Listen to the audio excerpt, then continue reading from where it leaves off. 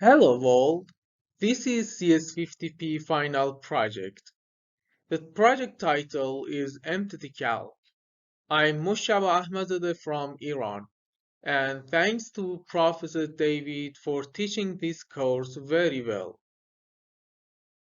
I'm going to talk about two topics. One, what's MTTAssay? Two, MTTCalc project, which includes program input and program outputs. So, MTTCalc is a simple colorimetric test of cell proliferation and survival. It's based on the conversion of MTT into formazan crystals by living cells, which shows mitochondrial function.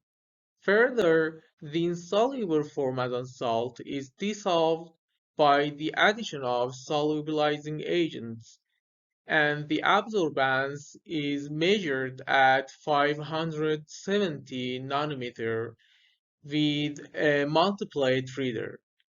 The percentage of cell viability is then calculated using these equations. So MTTCalc project, input and outputs. Program input. The input of the program is a CSV formatted file which includes absorbances of each sample and blank groups. The blank group of each sample group has to be besides it and on every other column. Here you can see an example for MTTCalc input file. And finally, program outputs. The outputs of this program are as following. 1. A CSV file which includes percentage of viability for each sample group.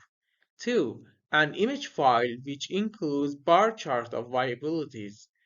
3. Another image file which includes the box plot of viabilities. And 4. A DAT-text file which includes the results of these statistical tests. Thank you, and this was CS50P.